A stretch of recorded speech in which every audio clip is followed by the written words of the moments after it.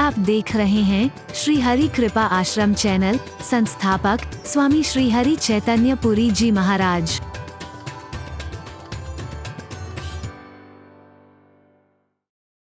हरि बोल, हरि बोल।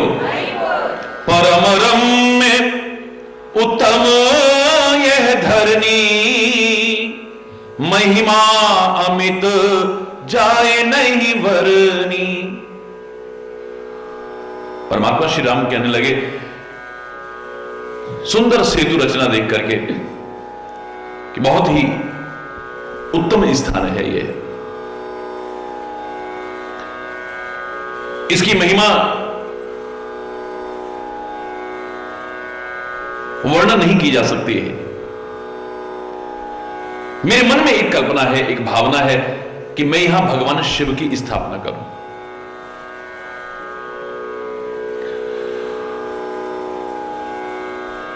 जहां भक्तों के चरण पड़ते हैं, जहां संतों के चरण पड़ते हैं, जहां सदगुरु के चरण पड़ते हैं, जहां महापुरुषों के चरण पड़ते हैं, जहां सज्जनों के चरण पड़ते हैं, फिर साक्षात परमात्मा के चरण पड़े, उस स्थल को अगर परम रम्य कह दें, परम सुंदर कह दें, परम पवित्र कह दें, सर्वोत्तम कह दें, तो कोई अतिशयोक्ति नहीं है। फिर वहां लोगों का कल्याण ना हो,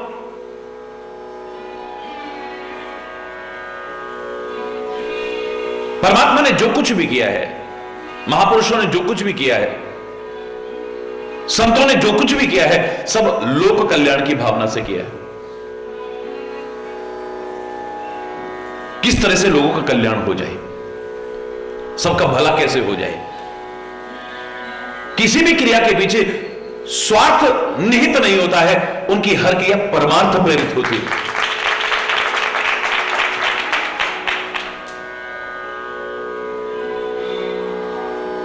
परमात्मा श्री राम कहते हैं कि यहां भगवान शिव की स्थापना करूंगा।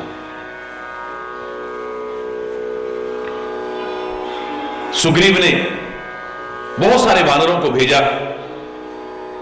और जो श्रेष्ठ मुनि श्रेष्ठ थे उनको बुला करके ले आए। शिवलिंग की स्थापना हुई।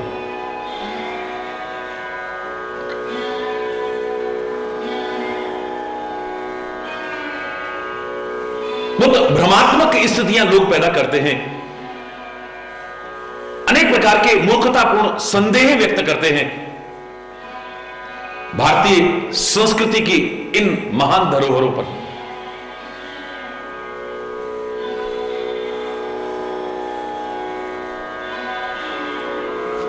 प्रतीकात्मक पूजाएं हैं ये। लिंग शब्द का तात्पर्य होता है धारण करने वाला, संपूर्ण सृष्टि को धारण करने वाला।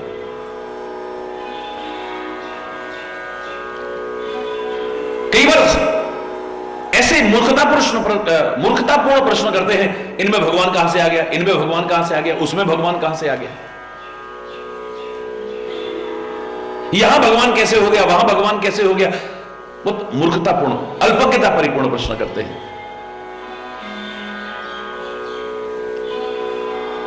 मैं तो ऐसे लोगों से एक ही प्रश्न किया करता हूं कि तुम बता दो भगवान कहां होते हैं। भगवान तो कण कण में व्याप्त है, वो तो सर्वव्यापक है, जर्रे जर्रे में है। मैंने कहा झूठ बोलते हो। अगर वो सर्वव्यापक है, कण कण में व्याप्त है, जर्रे जर्रे में है, तो फिर तो इसमें भी होना चाहिए, उसमें भी होना चाहिए। वहां नहीं है, वहां नहीं, ये प्रश्न कहां से आया।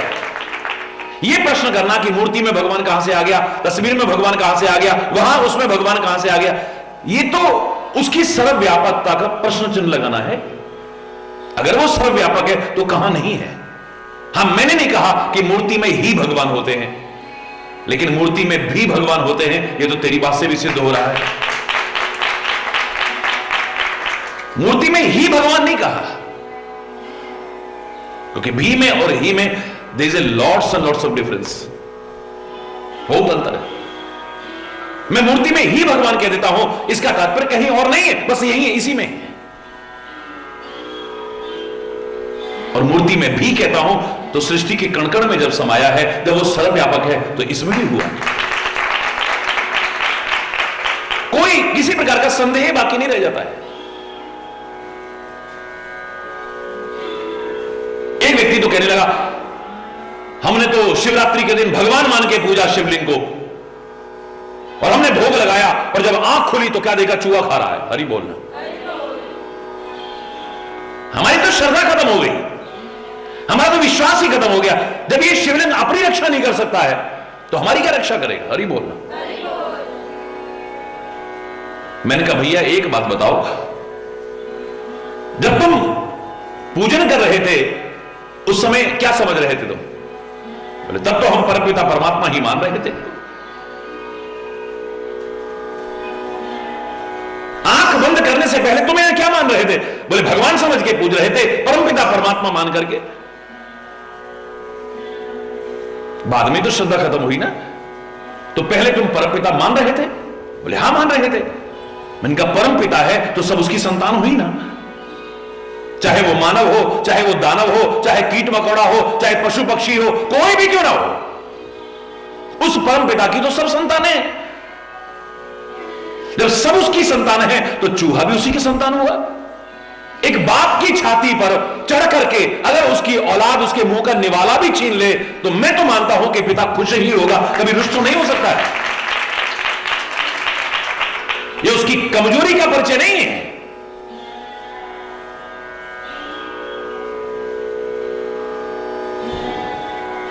ये तो उसका अपनत्व झलक रहा है, ममत्व झलक रहा है, वात्सल्य झलक रहा है कि बाप की छाती पर चढ़ करके बेटा अगर उसके मुंह का निवाला भी तो क्या कहेंगे हम, पिताजी में ताकत ही नहीं, अपनी रक्षा नहीं कर पा रहे।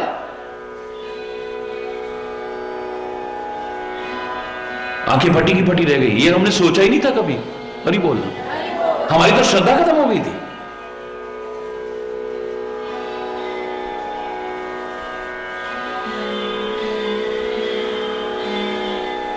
सनातन धर्मावलंबियों ने कभी भी पत्थर की पूजा नहीं की है, पत्थर की पूजा नहीं की है, परमात्मा की पूजा की है। अगर पत्थरों की पूजा की होती तो कभी तो कहा होता वो 2.5 फुट के पत्थर, 5 फुट के पत्थर, 8 फुट के पत्थर हमारी मनोकामना पूरी करना। नहीं, उसके सामने खड़े होकर के, वो तो खाली एक प्रतीक है, उसके सामने खड़े होकर के आंखें बंद करके हाथ जोड़ के यही तो कहते हैं, हे परमपिता परमात्मा, हे भगवान, हमारी ये मनोकामना पूरी करना है। ध्यान तो परमपिता परमात्मा की ओर लगा हुआ है। कोई यज्ञ में आहुति देते हुए उस परमपिता परमात्मा का स्मरण कर रहा है, कोई दिशा विशेष की ओर मुख करके नमाज अदा करता हुआ, इबादत करता हुआ उसी परमपिता परमात्मा को याद कर रहा है। कोई पवित्र गुरुद्वारे में पवित्र गुरु ग्रंथ साहब के सामने बैठ करके सिर झुकाता हुआ उसी परमपिता परमात्मा को याद कर रहा है। कोई चर्च में विभिन्न प्रकार से अपनी इबादत करते हुए उसी परमात्मा को याद कर रहा है। यहां पर भी विभिन्न स्वरूपों के सामने सिर झुकाते हुए याद तो उसी परमपिता परमात्मा को किया जा रहा है।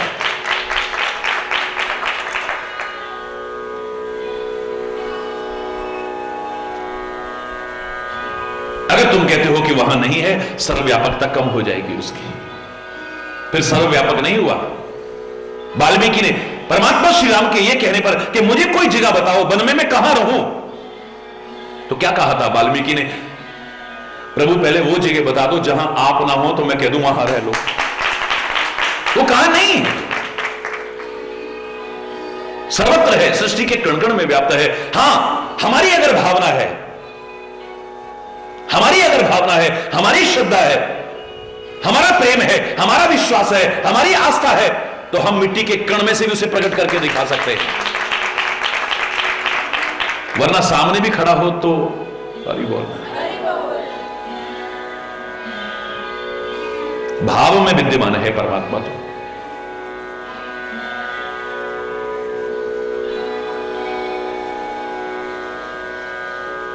भगवान शिव ने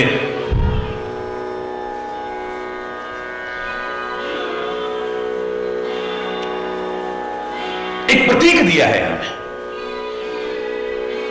भारतीय संस्कृति कंकर कंकर में शंकर के दर्शन करती है। कंकर कंकर में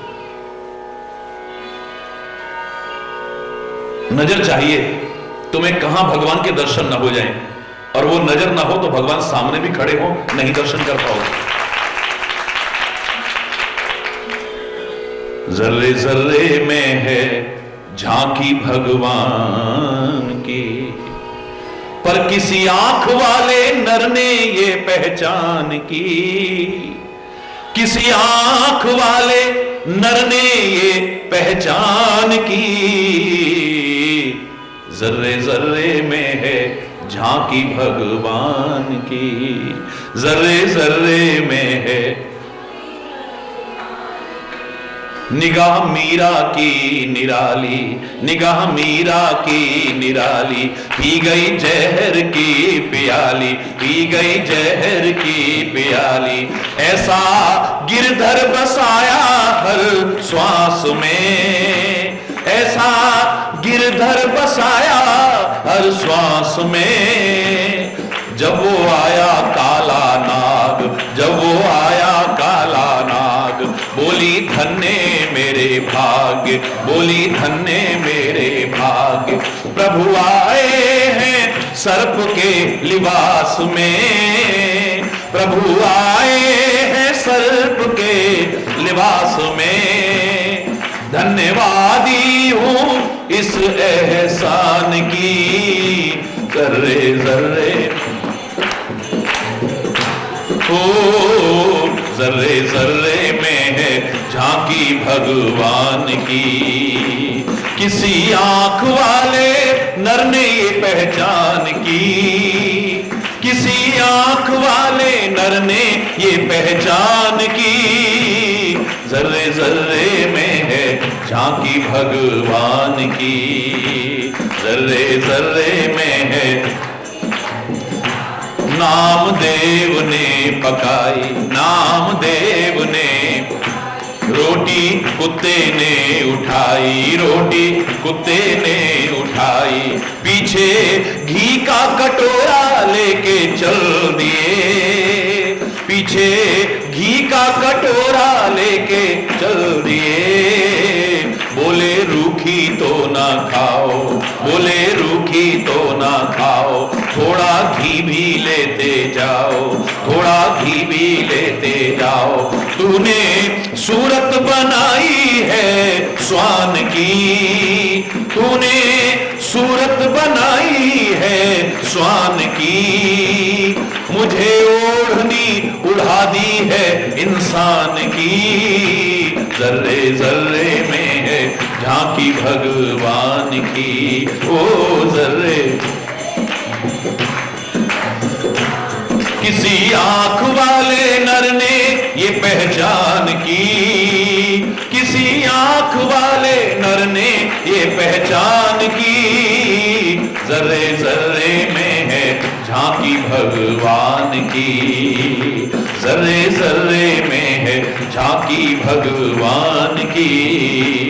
गुरु नानक और कबीर, गुरु नानक और कबीर, जिनकी देखी है नजीर, जिनकी पत्ते पत्ते में देखा निरंकार को, पत्ते पत्ते में देखा निरंकार को। ये है उन्हीं के जहान, ये है उन्हीं के जहान। शहर गांव बियाबान, शहर गांव बियाबान। मेहरबानी है उस मेहरबान की, मेहरबानी है उस मेहरबान की। जर्रे जर्रे में है झांकी भगवान की, ओ जर्रे जर्रे में है। किसी आंख वाले नर ने ये पहचान की, किसी आंख वाले नर ने ये पहचान की। जर्रे जर्रे में है झांकी भगवान की, जर्रे जर्रे में है झांकी, जर्रे जर्रे में है झांकी, जर्रे जर्रे में है झांकी भगवान की।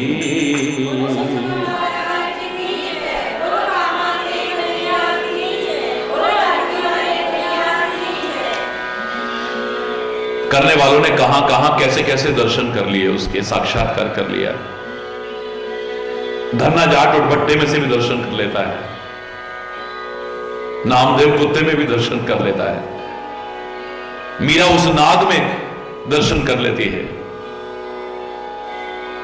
करने वालों ने कहां कहां कब कब कैसे कैसे दर्शन नहीं किए, और न करने वालों के सामने भगवान खड़ा रहा, नहीं पहचान पाए, नहीं पहचान पाए। कोई छलिया कहता रहा, कोई माया भी कहता रहा, कोई कुछ कहता रहा, कोई कुछ कहता रहा, कोई गंवार ग्वाला कहता रहा, बस इसी में लगे रहे, विभिन्न तर्कनाओं में उलझे रहे, पहचान ही नहीं पाए कि ये कौन है। हरि बोल।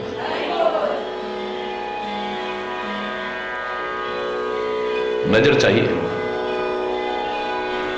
शाम तेथों दूर नहीं, तेरा भी कसूर नहीं, वेखन वाली अख जेड़ी ओदे विच नूर नहीं। परमात्मा तेरे से दूर नहीं है, पर तेरा कसूर नहीं है। जो दिव्य दृष्टि चाहिए उसको देखने की, वो तेरे पास है ही नहीं, तो कहां से देखेगा? और वो दिव्य दृष्टि या तो परमात्मा कृपा करके दे सकते हैं, इतना समर्पण हो जीवन रथ की बागडोर अर्जुन की भांति, या तो पूरी तरह सौंप दें भगवान कृष्ण के हाथ में। तो अर्जुन ने भी कहा था, मुझे वो दिव्य दर्शन दिखाइए, आप दिव्य छटा दिखाइए, दिव्य स्वरूप के दर्शन कराइए।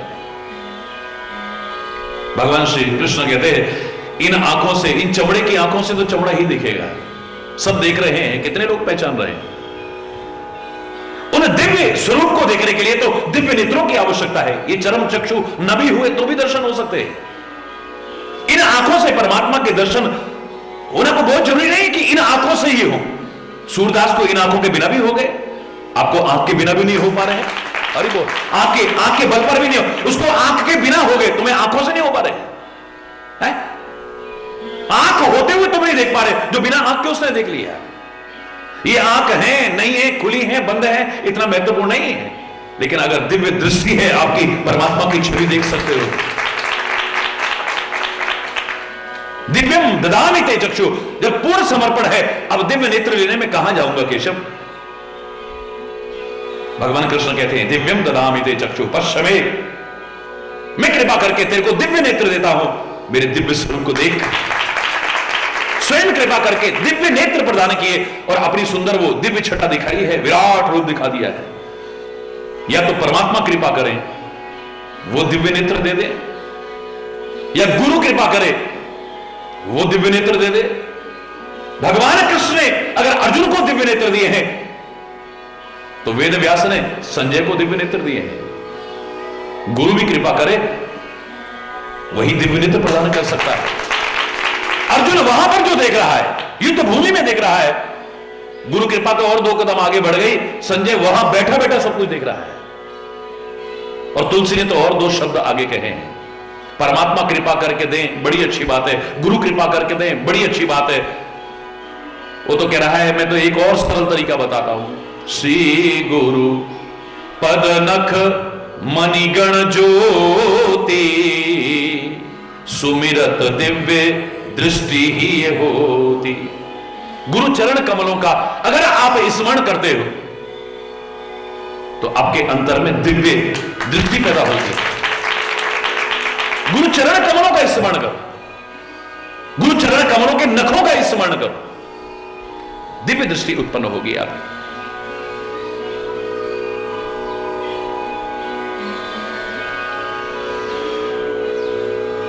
नजर का फेर है, हरि बोलना, वो दूर नहीं है, अज्ञानता के कारण दूर नजर आता है। वो अप्राप्त नहीं, नित्य प्राप्त है, लेकिन अज्ञानता के कारण अप्राप्त सा लगता है।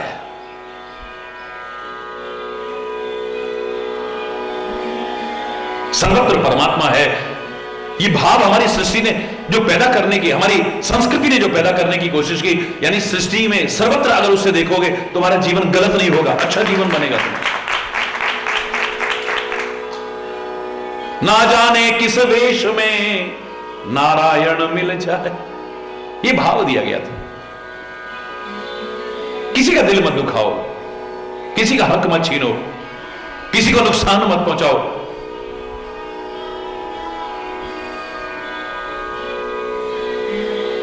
पता नहीं किस रूप में वो छुपा। किसी से विरोध मत करो, किसी से घृणा मत करो, किसी से द्वेष मत करो। अगर तुम्हें परमात्मा के दर्शन होने लग गए ना, ये विरोध खत्म हो जाएगा, द्वेष खत्म हो जाएगा, हिंसा खत्म हो जाएगी। निज प्रभु में देखे ही जगत के ही सन कर ही विरोध। परमात्मा ने विभिन्न अवतारों में दिखा दिया मैं कहां नहीं हूं। सालिग्राम में स्थापित होकर के बता दिया मैं पत्थर में भी हूं। हरि बोल। मत्स्य रूप में मछली में दर्शन करा दिए हैं, कच्छप रूप में कछुए में दर्शन करा दिए हैं, बारह रूप में शूकर में दर्शन करा दिए हैं। हरि बोल। ये सारे भाव क्या हैं? ये बताने के लिए कि सर्वत्र दर्शन। और भारतीय संस्कृति ने तो नदियों में भी उसके दर्शन किए हैं, वृक्षों में उसके दर्शन किए हैं, पौधों में उसके दर्शन किए, कहां नहीं किए हैं उसके। ये तो एक विशेषता है जिस पर नाज है हमें। लोग मूर्खतावश संदेह करते हैं, विभिन्न प्रकार के शंकात्मक प्रश्न करते हैं, लेकिन हमें नाज है अपने भारत की इस संस्कृति पर। है प्रीति जहां की रीति सदा, मैं गीत वहां के गाता हूं, भारत का रहने वाला हूं, भारत की बात सुनाता हूं। इसी में अंतिम पंक्ति क्या है? इतनी ममता जहां नदियों को भी माता कह के बुलाते हैं, हो इतनी ममता जहां नदियों को भी माता कह के बुलाते हैं, हो इतनी श्रद्धा पत्थर भी पूजे जा, इंसान तो क्या पत्थर भी पूजे जाते हैं, हो जिसे मान चुकी सारी दुनिया, जिसे मान चुकी सारी दुनिया, मैं बात वही दोहराता हूं, भारत का रहने वाला हूं, भारत की बात सुनाता हूं। है प्रीति जहां की रीति सदा, हो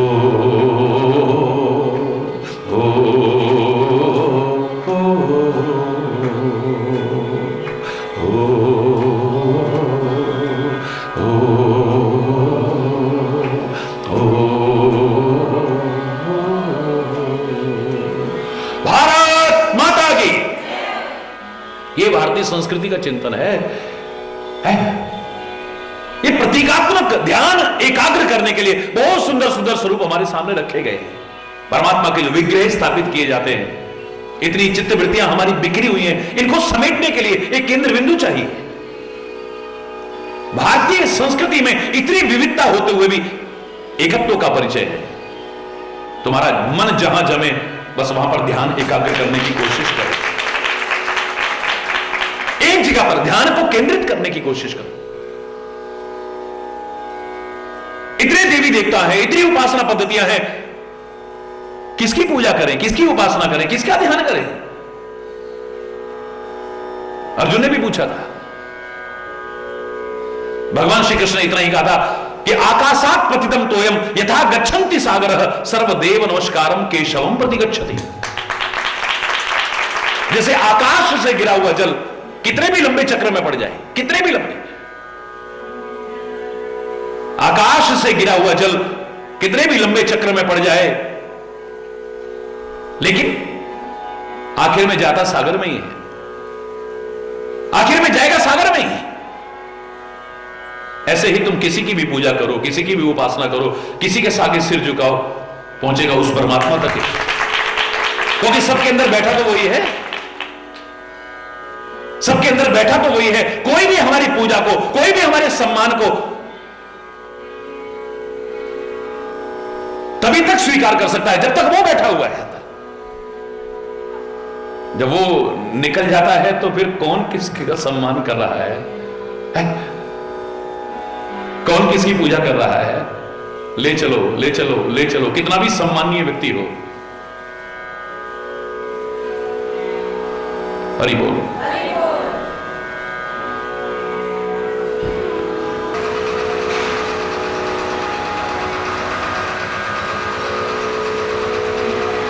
अरे इंसानों की बात छोड़िए, देवी देवताओं की बात छोड़िए, सीमेंट, ईंट और पत्थर की वो दीवारें तक बंधनीय हो जाती हैं अगर हमें पता लग जाए इसमें हमारे परमात्मा का स्वरूप विराजमान है। इनको कौन सिर झुकाता? हमें लगता रहता है कि इसके अंदर हमारे परमात्मा का स्वरूप विराजमान है, तो हम इन बिल्डिंगों को भी प्रणाम कर देते हैं।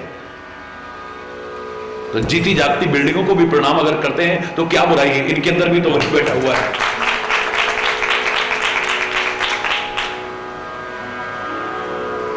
भाव का विषय है, ये तर्क का विषय नहीं है। लोगों की निगाह में एक छोटा सा कपड़े का टुकड़ा हो सकता है, हमारा प्यारा तिरंगा झंडा, हमारी आन, हमारी बान, हमारी शान, छोटा सा कपड़े का टुकड़ा हो सकता है, लेकिन हमारे सामने तो वो भारत माता का प्रतीक है, उसका सम्मान भारत का सम्मान है और उसका निरादर पूरे भारत का। अगर उसकी आन बान शान बढ़ती है, हम सोचते हैं कि पूरे भारत की शान बढ़ रही है। अब कोई बहस करे, छोटे से कपड़े के टुकड़े में क्या देश घुसा हुआ है? अरे बोल, ये प्रतीकात्मक है। हमने इसका सम्मान कर दिया, समझ लो उसका सम्मान कर दिया है। इसका अपमान भी बर्दाश्त नहीं किया जाएगा, क्योंकि राष्ट्र का अपमान है। छोटे से उसमें क्या भगवान घुसा हुआ है? कहने वालों, मैं इतना ही कहूंगा कि तुम्हारे भाव में कमी हो सकती है, तुम्हारी श्रद्धा में कमी हो सकती है, तुम्हारे विश्वास में कमी हो सकती है, तुम्हारे प्यार में कमी हो सकती है, उसके दर्शन होने में देरी नहीं है।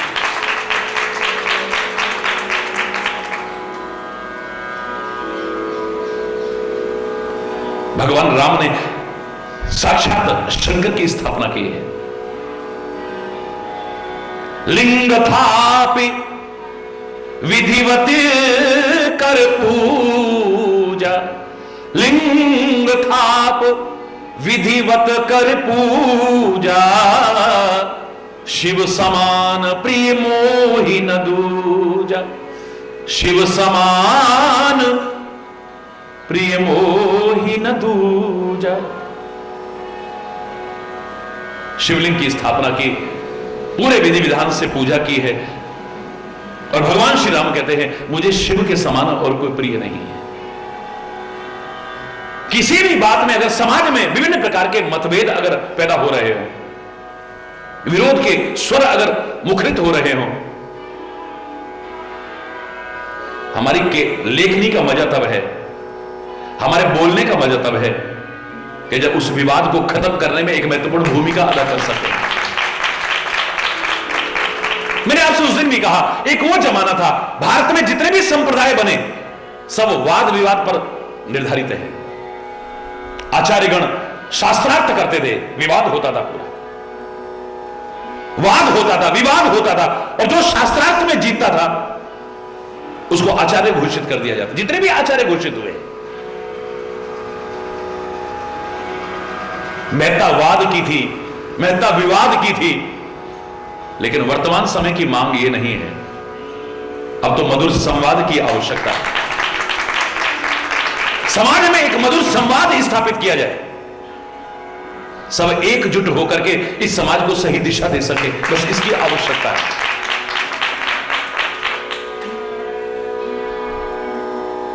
बहुत विवाद हो चुके हैं और विवाद पैदा ना हो पाए। हरि बोल।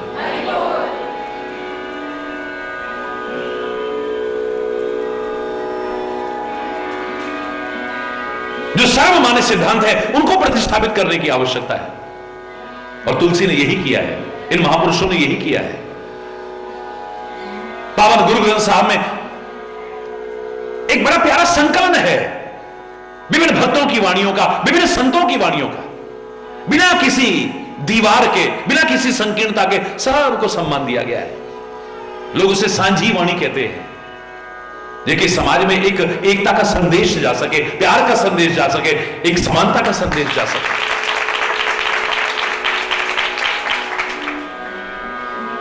सब महापुरुषों का एक सुंदर प्रयास वर्तमान समय में रहा है और आगे भी यही होना चाहिए। शिव समान प्रिय मोहि न दूजा, शिव के समान मुझे और कोई दूसरा प्रिय नहीं है। शिवद्रोही मम भगत कहावा, शिव से द्रोह करे और मेरा भक्त कहलाए, सो नर सपने मोहि न पावा। परमात्मा श्री राम कह रहे भ्रम में मत रहना कि मैं तुम्हारी भक्ति देख करके खुश हो जाऊंगा। ऐसा व्यक्ति स्वप्न में भी मेरे को प्राप्त नहीं कर सकता है।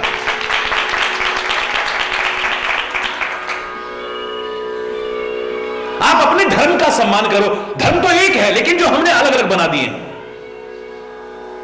इसका भाव उभर करके क्या आता है कि तुम अपने धर्म का सम्मान करो लेकिन किसी का निरादर मत करो। आप अपने गुरु का सम्मान करो लेकिन किसी और के गुरु का निरादर मत करो। आप अपने संतों महापुरुषों का सम्मान करो लेकिन और जो संत महापुरुष हैं विभिन्न मतों में, विभिन्न संप्रदायों में, उनका निरादर मत करो।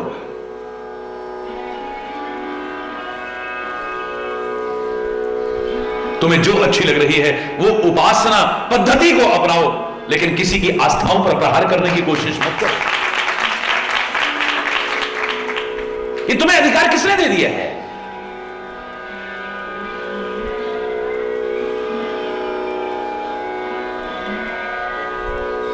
तुलसी ब्रज भूमि में आए तो लोगों ने कहा, अरे क्या राम राम राम राम लगा रखी है, यहां तो डार डार और पात पात में राधे राधे होए, राधे राधे। अरे भैया आप राधे राधे कह रहे हो, बड़ी अच्छी बात है।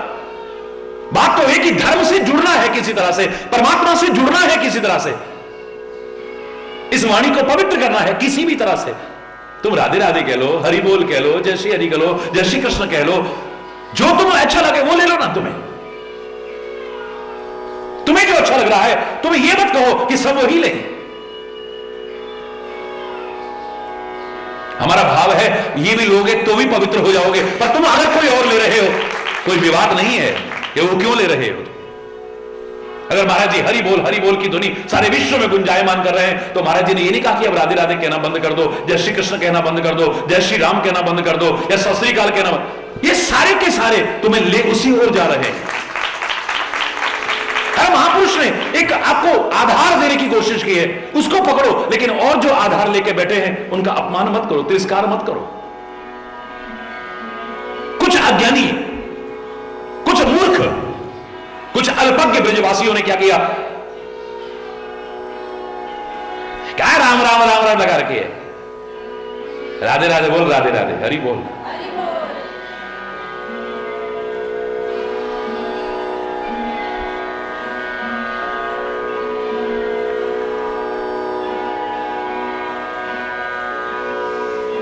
तुलसी ने ये नहीं कहा कि राधे राधे बेकार है या बग, वो फिर राम राम राम राम राम राम राम करते थे। अब उनमें से एक बड़ा अपने आप को विद्वान समझ के कहने लगा, अरे तेरा राम तो अंश अवतार है। अरे बाबा,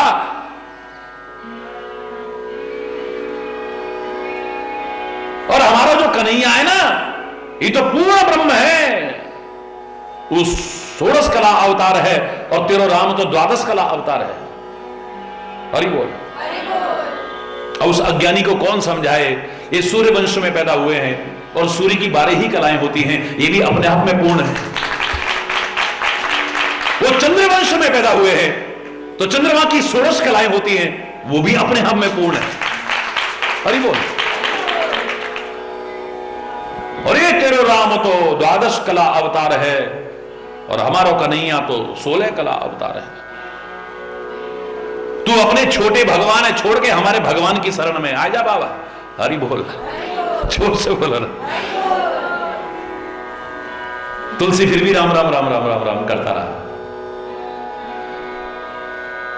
उनका गुस्सा भड़क गया, कह रहा है, अरे मूर्ख बाबा जी, तो समझ में ना आया रहेगा। अरे ये जानने के बाद भी कि हमारा भगवान बड़ा है और तेरा छोटा है, उसको छोड़ के यहां क्यों नहीं आ जाता है? उसने कहा, भैया मैं तो श्री राम को अभी तक मर्यादा पुरुषोत्तम यानी पुरुषों में उत्तम समझता था। आज पता लगा कि वो भगवान है, चाहे कम कला का ही सही, मेरी तो श्रद्धा उसी के प्रति और बढ़ गई। आज तुम्हारे मुंह से सुन के पता चला कि वो भगवान भी है। मैं तो मर्यादा पुरुषोत्तम मानता था, पुरुषों में उत्तम मानता था। मर्यादाओं के कारण आज पता लगा वो भगवान भी है, चाहे अंशावतार से ही मेरी श्रद्धा उसी के प्रति बढ़ गई है। और लोगों के दिमाग पर भ्रम के पड़े इस पर्दे को हटाने के लिए ही तुलसी ने एक चमत्कार करके दिखाया है। तुलसी ने नहीं, उसके प्यार और विश्वास ने चमत्कार करके दिखाया है। तुलसी भेद नहीं मानता है, लेकिन जो भेद मानते हैं उनकी आंखों पर पड़े पर्दे को हटाने की कोशिश की है।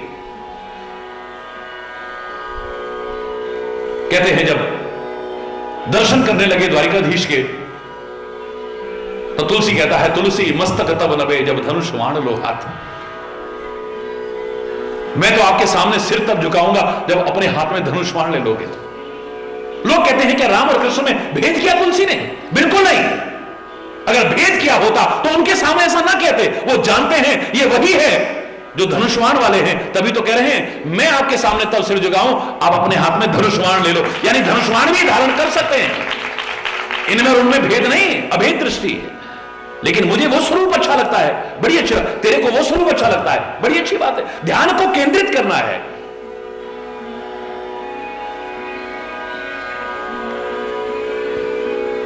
लोगों को लगा कि तुलसी अपमान कर रहा है, लेकिन आंखें फटी की फटी रह गई। सबकी आंखें देख रही हैं और देखते देखते वहां तो दृश्य बदल गया। कित मुरली कित चंद्रिका कित गोपियन को साथ, अपने जन के कारणे मेरे कृष्ण भय रघुनाथ। कित मुरली, पता नहीं मुरली कहां गायब हो गई है? कहां गई मुरली? अभी तो हाथ में ही, ठाकुर जी के हाथ में मुरली कहां गई? कित मुरली कित चंद्रिका, मोर मुकुट पता नहीं कहां गायब हो गया वो। कित गोपियन को साथ, वो जो गोपियां थी साथ में, पता ही नहीं चला कहां गायब हो गई। अब जिसकी आंख देख रही है, धनुर्धारी राम दिखाई दे रहा है। अपने जन के कारणे कृष्ण भय रघुनाथ है। ध्यान की एकाग्रता के लिए अंतर में अपना एक इष्ट चुनो, बिल्कुल ठीक है। सदगुरु जो बता दे उसे चुन लो, या फिर तुम्हारी भावना से जो तुम्हें अच्छा लगे उसे चुन लो। और उस इष्ट को कम मत आको, सर्वोपरि आको। बहस करने के लिए नहीं कि हमारा इष्ट ही सबसे बड़ा है, तेरा इष्ट तो छोटा है। ना ना ना ना, तुम्हारे इष्ट अगर राम जी हैं, किसी के हनुमान जी भी इष्ट हो सकते हैं। अगर तुम ये कहते हो ना तुम्हारा इष्ट तो हमारे इष्ट का सेवक है, तो तुम अभी भक्ति भाव में आगे बढ़े ही नहीं। जिसका जो इष्ट है उसके लिए वही सर्वोपरि है। अगर तुम कहते हो परमात्मा श्री राम की शरण में सब सुख मिलते हैं, तो हनुमान का भक्त कहता है सब सुख लहै तुम्हारी शरणा, तुम रक्षक काहू को डर। मेरे लिए मेरा इष्ट ही सर्वोपरि है। लेकिन इसका तात्पर्य नहीं कि आप औरों के इष्ट का सम्मान न करें। सबका सम्मान करो, सबकी पूजा करो, सबका ध्यान करो। नहीं कर सकते हो तो निरादर मत करो कम से कम। हरि बोल। अगर तुम निरादर करते हो, परमात्मा की कृपा के अधिकारी नहीं बन पाओगे। अभी तुम धर्म के रहस्य को भी समझे ही नहीं है। भक्ति पथ के पथिक अभी बनने की तुमने कोशिश ही नहीं की है। जैसे आंखों पर जाला आ जाए ना, ऑपरेशन कराना पड़ता है। दृष्टि जो मंद पड़ गई थी फिर देखने लग जाती है। ऐसे ही जो भेद के ये जाले पड़ गए हैं ना, इनको हटवा करके देखो, तब नजर आएगा कोई भेद नहीं।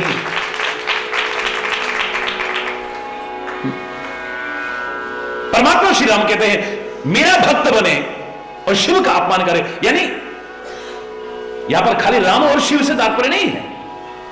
जो आपने इष्ट का चयन किया है या गुरुदेव ने कृपा करके जो इष्ट बताया है, आप उसका ही स्मरण कर रहे हैं, लेकिन औरों का आप निरादर करें, ये नहीं। ये कैसे हो सकता है कि अंदर एक का ध्यान करें और बाहर सबका ध्यान करें, सेवा करें, पूजा करें? क्या हमारा अंदर का ध्यान डिस्टर्ब नहीं होगा? बिल्कुल नहीं होगा, बिल्कुल नहीं होगा। मैंने कई बार बताया है कि जैसे एक भारतीय संस्कृति के अनुरूप जीने वाली आदर्श महिला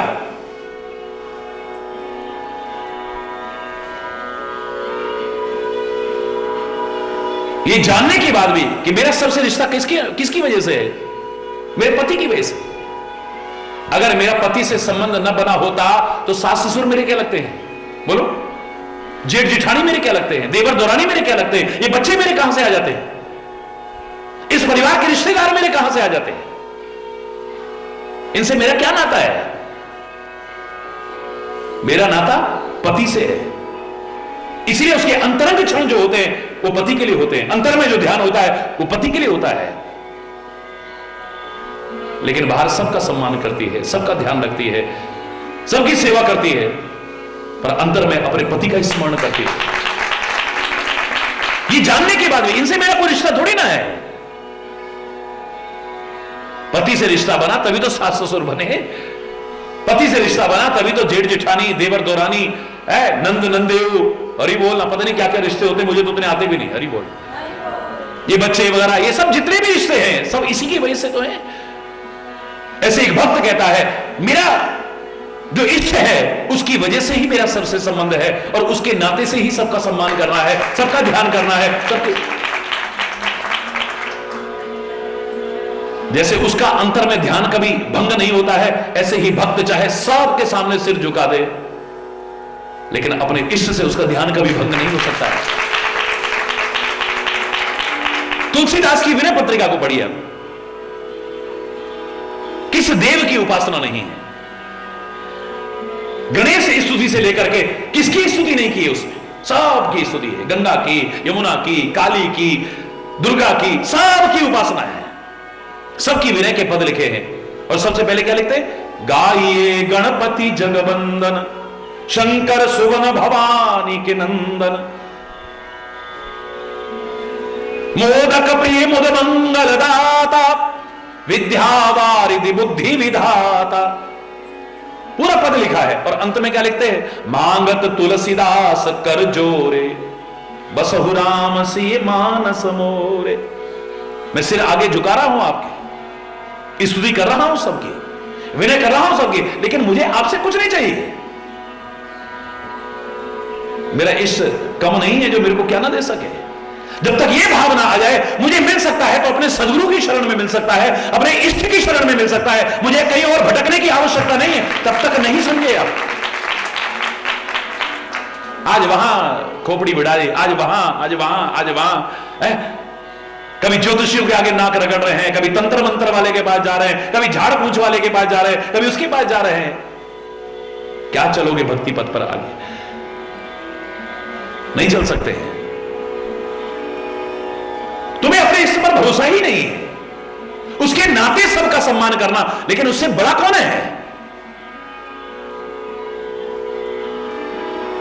मैं अगर मांगता भी हूं तो हे गणेश जी महाराज, मैं आपसे कुछ और नहीं मांगता हूं, बसहु राम सिय मानस मोरे। बस मेरे जो इष्ट है ना, राम और सीता, वो मेरे हृदय में निरंतर बसे रहे, बस और कुछ नहीं चाहिए। अपने इष्ट के प्रति प्यार मेरा और बढ़ता रहे, बस यही चाहिए, और कुछ नहीं चाहिए। जिसकी भी आराधना की है, अंत में यही मांगा है।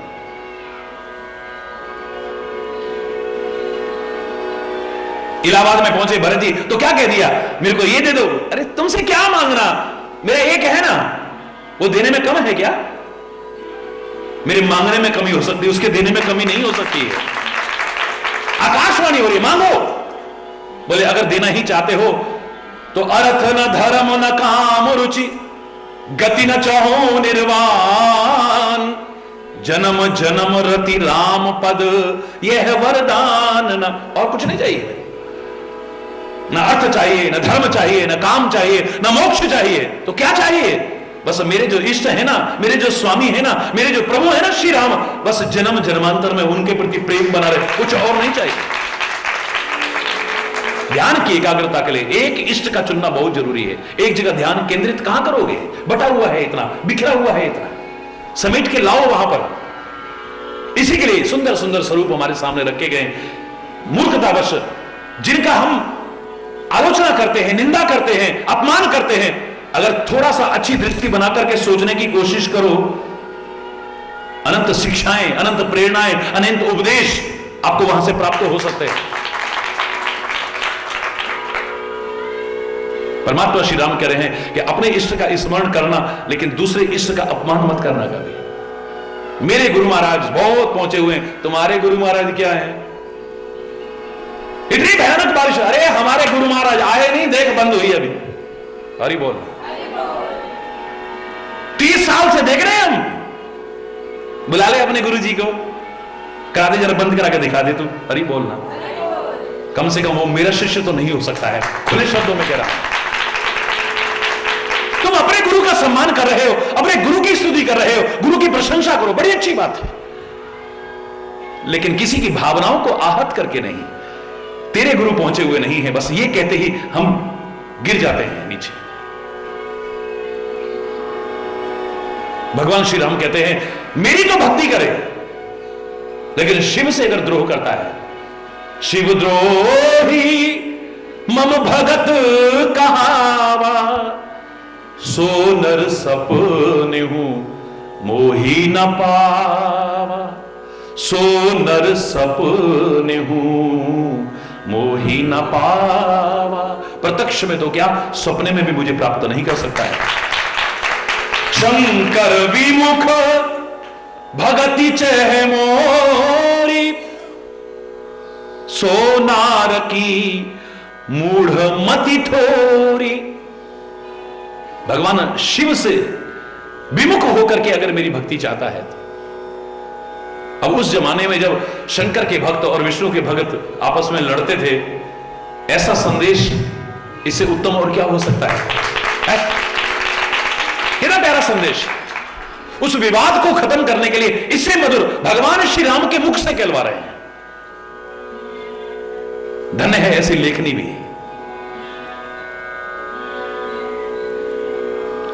शंकर विमुख भगति चह मोरी, शिव से विमुख होकर के अगर मेरी भक्ति चाहता है, सो नार की, नरकों में जाएगा वो। अब बताओ, मेरी भक्ति कर रहा है वो नरकों में जाएगा, ये कौन सी बात हुई है? भाव क्या है? तुम्हें धर्म ये सिखाने की कोशिश करता है कि तुम अपनी मान्यताओं को मान्यता दो, लेकिन औरों की मान्यताओं का तिरस्कार करने की कोशिश मत करो, औरों का निरादर करने की। रास्ते तो सारे पहुंच तो वहीं रहे ना, मंजिल एक ही है सबके, रास्ते अलग अलग हो सकते हैं। कोई किसी तरह से पहुंच रहा है, कोई किसी तरह से पहुंच रहा है, कोई किसी तरह से पहुंच रहा है।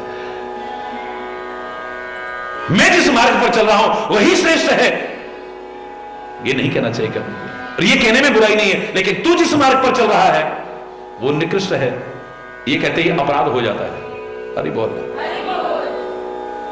कोई योग के मार्ग पर चल रहा है, कोई ज्ञान के मार्ग पर चल रहा है, कोई भक्ति के मार्ग पर चल रहा है, कोई सेवा के मार्ग पर चल रहा है, सब अपने, कोई राष्ट्रभक्ति के मार्ग पर चल रहा है।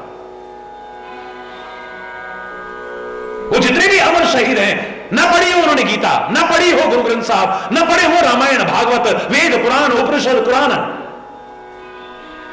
न किए हो उन्होंने योग जप तप साधन, लेकिन मात्र राष्ट्र के लिए समर्पित होकर के भी उन्होंने सब कुछ पा लिया है। वो अगर ऐसा करते हैं साथ में, बड़ी अच्छी बात है। वो भगवान का नाम भी लेते हैं, बड़ी अच्छी बात है। वो हवन भी करते होंगे, बड़ी अच्छी बात है। वो योगा भी करते होंगे, बड़ी अच्छी बात है। ना भी करें तो भी चलेगा। अब हम कहें कि भगवान के नाम के बिना उद्धार नहीं होगा। भगवान के नाम की जो महिमा गाना चाहे वो बिल्कुल ये समझ ले कि तुम नाम के प्रति अपार श्रद्धा रखो, इसके बिना नहीं तुम पार हो सकते हो। नानक नाम जहाज है चढ़े सो उतरे पार, लेकिन जो सेवा के मार्ग पर, वो कहता है सेवा से ही सब कुछ मिल जाता है। जो राष्ट्रभक्ति के मार्ग पर है वो कह रहा है मुझे कुछ नहीं करना है, बस मेरे लिए तो भारत माता है सब कुछ, मेरा इष्ट, मेरा भगवान, मेरा ईमान, मेरा धर्म, मेरा सब कुछ वही है, बस उसी को मैं रिझाने की, उसी को पाने की, उसी की खुशियों के लिए जीवन समर्पित कर दूंगा, मैं अपना कुर्बान कर दूंगा अपने आप को। परी बोल, तू जो कर रहा है बड़ी अच्छी बात है, काहे को चक्कर में पड़ते हो? मैं जो कर रहा हूं बस देख लो वो ठीक है कि नहीं है, उसी पर दृढ़ता से चलते जाओ। किसी की आस्थाओं को आहत मत करो, किसी की भावनाओं को आहत मत करो, किसी के विश्वास को डगमगाने की कोशिश ना करो, यही तुम्हारे लिए उचित रहेगा। शंकर विमुख भगति चह मोरी, सो नारकी, नारकी है वो, नरकों में जाएगा। मूढ़ है, मूर्ख है वो, मति थोड़ी, उसकी बहुत थोड़ी मति है, अल्पज्ञ है वो। शंकर प्रिय मम द्रोही, शिव द्रोही मम दास, ते नर करहि कल्प भरी, घोर नरक मोहवास। अब ऐसी बात आपने कभी सोची भी नहीं होगी कि राम ऐसा कह सकते हैं। मेरा नाम लेने वाला अगर भगवान शिव से द्रोह करता है नरकों में जाएगा। हरि बोल।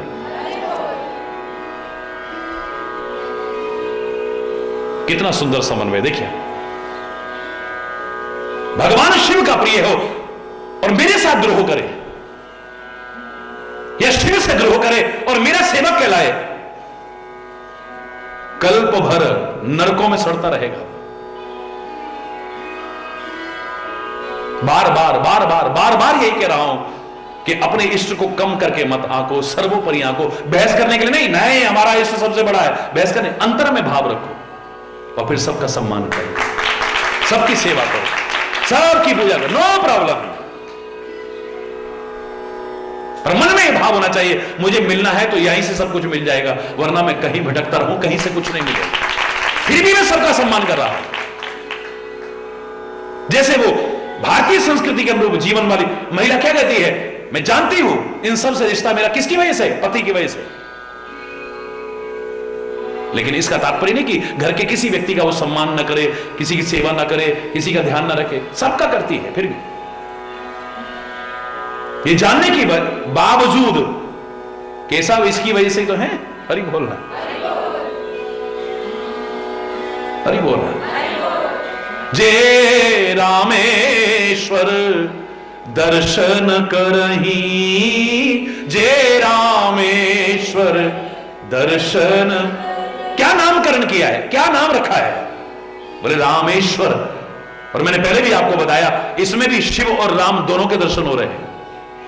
शिव कहते हैं रामेश्वर का तात्पर्य मेरे विचार में जो है, राम जिसके ईश्वर हैं वो रामेश्वर है। भगवान राम कहते नहीं नहीं नहीं, बोले बाबा राम के जो ईश्वर हैं वो रामेश्वर है। यानी रामेश्वर में शिव राम के दर्शन कर रहे हैं और राम शिव के दर्शन कर रहे हैं। जो तुम्हारा इष्ट है तुम्हें सब के उसी में दर्शन होने चाहिए, है? हरि बोल। सब है यही।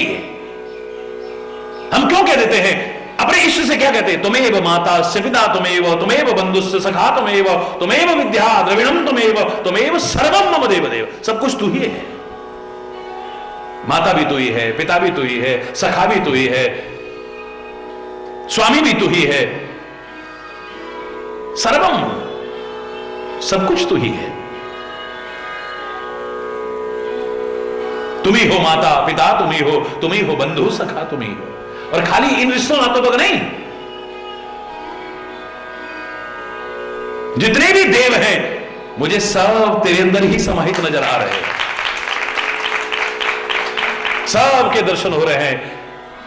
जो भी मेरा इष्ट है कभी तू मां जैसा नजर आता है, ममता और करुणा लुटाता हुआ,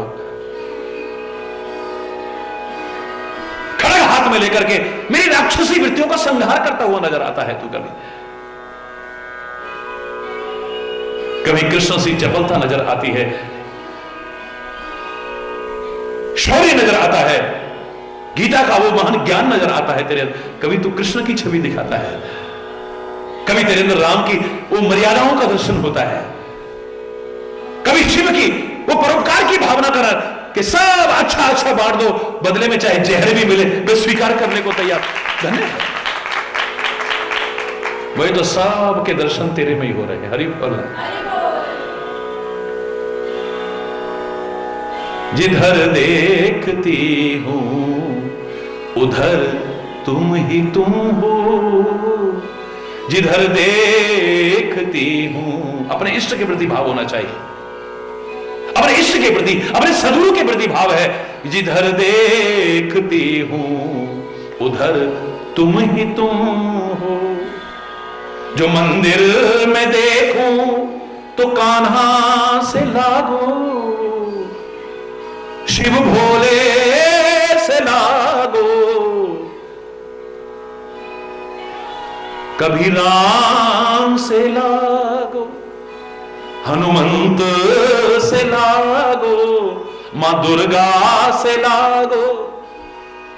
मंदिर में देखो तो कान्हा से लागो, जो मस्जिद में देखूं खुदा भी तुम ही हो, जिधर देखती हूं उधर तुम ही तुम हो। गुरुद्वारे में देखूं तो वाहे गुरु से लागो, जो गिरजा में देखूं तो यीशु तुम ही हो, जिधर देखती हूं उधर तुम ही तुम हो। जो पूरब में देखूं तो सूरज से लागो, तपाने वाले नहीं, जलाने वाले नहीं, मेरे को रोशनी देने वाले, मेरे को राह दिखाने वाले, मुझे जगाने वाले। जो पूरब में देखूं तो सूरज से लागो, जो पश्चिम में देखूं तो चंदा तुम ही हो, जिधर देखती हूं उधर तुम ही तुम हो।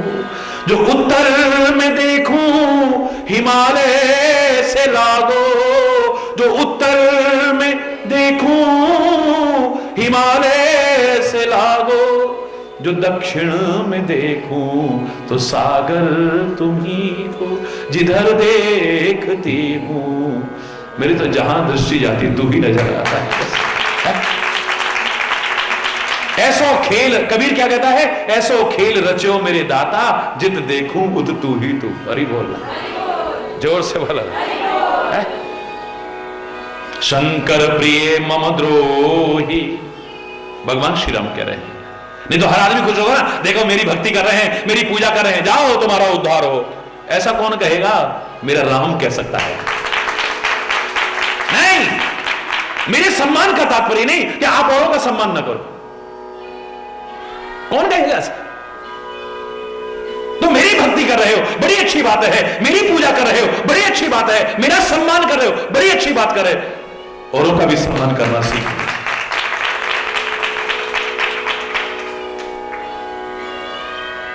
शंकर प्रिय हो और मेरा द्रोही हो, या शिव से द्रोह करने वाला हो और मुझसे प्यार करने वाला हो, ते नर करही कलप भर घोर नरक महवास।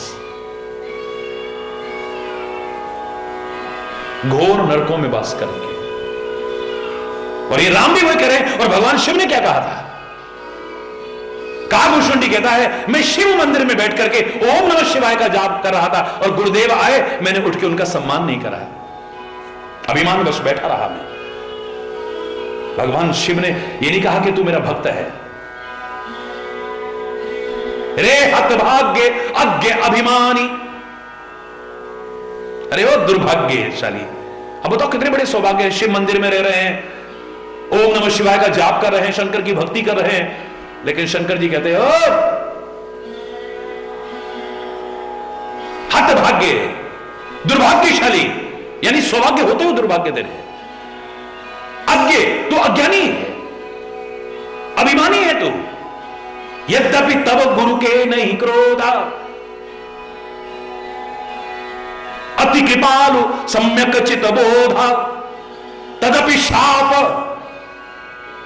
फिर भी शाप दूंगा तेरे को, क्योंकि जो मेरा तो सम्मान करे लेकिन गुरु का सम्मान न करे, वो मेरा प्रिय हो ही नहीं सकता है।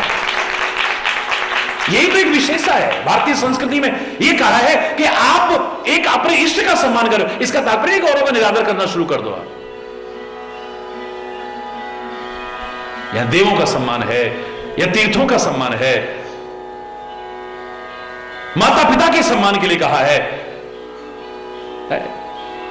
एक ही पर वो नहीं है, अनेकता में एकता के दर्शन है।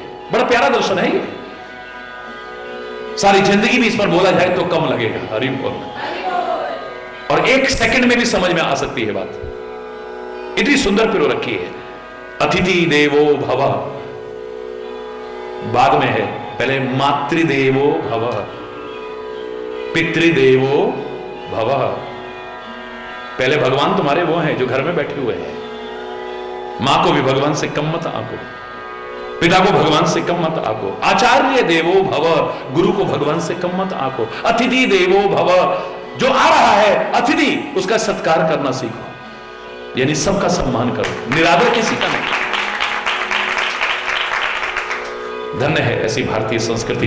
नाज है मुझे, और आप विचार करोगे तो आपको भी नाज होगा इस पर खाली नाज करने से नहीं, अपनाओ इसे। जय रामेश्वर दर्शन करही, जय रामेश्वर। जो भी रामेश्वर के दर्शन करेंगे, भगवान श्री राम कह रहे हैं, ते तन तज ममलोक सिधरही, ते तन तज ममलोक सिधरही।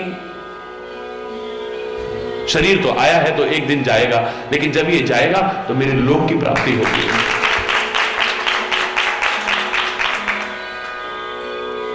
महापुरुषों ने इतना प्यारा चिंतन दिया है,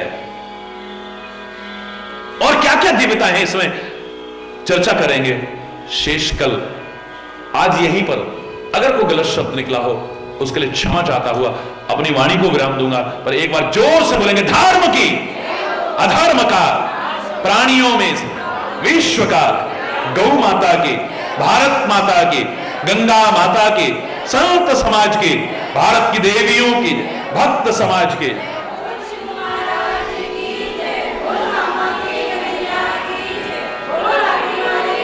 बोल वृंदावन बिहारी लाल की जय। जय जय श्री राधे श्याम राम राम हरि बोल।